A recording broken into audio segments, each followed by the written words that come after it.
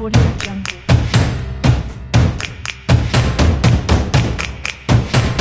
Audio Jungle.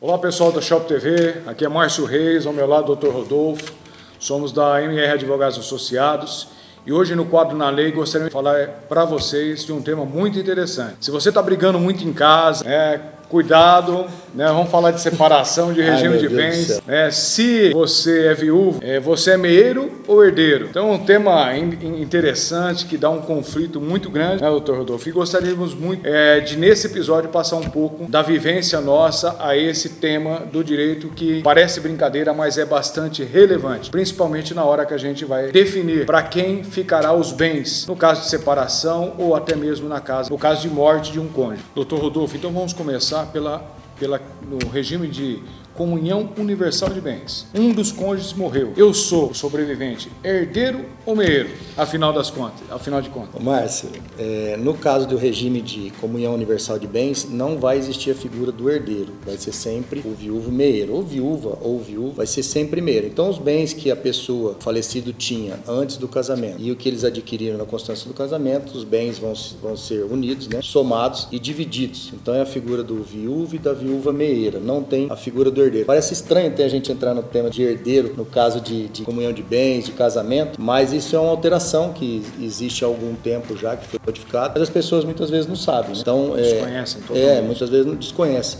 Como já é o caso da comunhão parcial de bens, existe a figura do herdeiro. Então vamos mudar a hipótese então para o pessoal entender. Tudo bem, na comunhão universal de bens não tem a figura do herdeiro, sempre vai ser meeiro. Mas imaginemos então que o regime de casamento agora é o mais provável, que é o normal, regra geral. Regra geral hoje é comunhão parcial de bens. Se você não fizer pacto antinupcial, a regra geral é comunhão parcial de bens. Nesse caso, doutor Rodolfo, comunhão parcial de bens. E agora? Eu sou o sobrevivente, é meeiro ou herdeiro? A resposta é depende.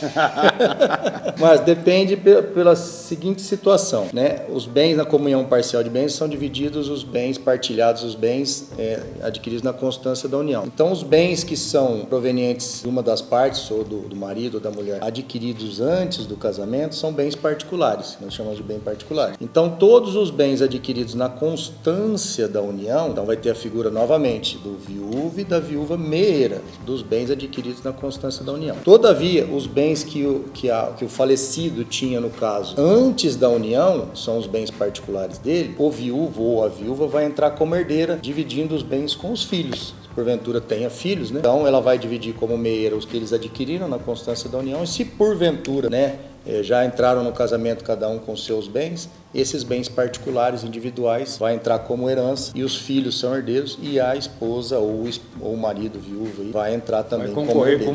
Vai concorrer como herdeiro. E aí tem o último regime, Márcio? Mas eu acho que nesse regime aí tem mais um detalhe que eu acho que a gente podia falar pro pessoal, complicar um pouquinho. Imaginemos que você tinha bens particulares, tinha uma fazenda de 100 alqueires. Olha, comecei bem. 100 alqueires para arredondar, Fica fácil. 100 alqueires de terra. E aí, na constância, depois que eu casei, regime comunhão parcial de bens, durante a convivência, eu vendi essa fazenda de 100 alqueires e comprei uma de 300 alqueires. Então, olha, evoluiu. Independente de a mulher trabalhar ou não, independente de quem está trazendo dinheiro para dentro da casa.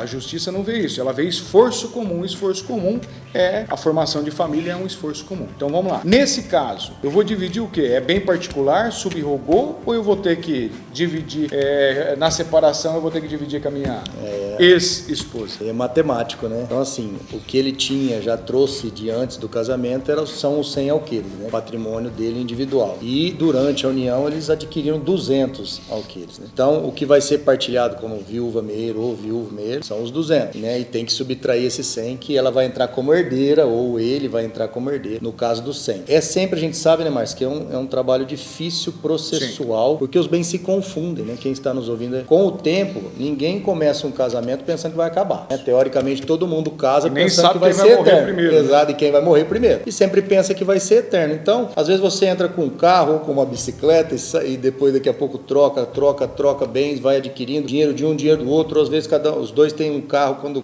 começa a união, os dois vendem o carro e compra um carro só. ou um imóvel que reforma. Então há uma confusão, imagina isso em 10, 15, 20 anos de casamento, o que não gera. Então é sempre um trabalho de formiguinha aí, de provas que depende para verificar o que é patrimônio individual e o que foi adquirido na constância da união. Então o processo muitas vezes torna-se longo, precisa de perícia, documentação, testemunho para efetivamente provar isso aí. O pessoal tem que saber que direito não é matemática, não é 2 mais 2 é 4. Direito depende de evidência, de prova, de documento. Então não adianta falar que é um bem particular se não tem prova que ele existia antes do casamento, que o juiz que tem que julgar não vai decidir nesse sentido. Então, advogar e na justiça, tudo depende, é um terceiro julgando, não depende de prova, depende de testemunho, depende de um monte de coisa, que não é uma fórmula matemática, cada caso é um caso, mas o que o pessoal precisa saber é que ora pode ser meeira, ora pode ser herdeira, ora pode ser meeira e herdeira. Não é verdade? Exatamente. E tem um último regime, fala um pouquinho para nós. É pouco usual hoje em dia, né, que é a separação total de bens, né? E acho que é um negócio até difícil para chegar para a esposa, para o marido, e falar, quero casar com separação. Eu sou abastado e você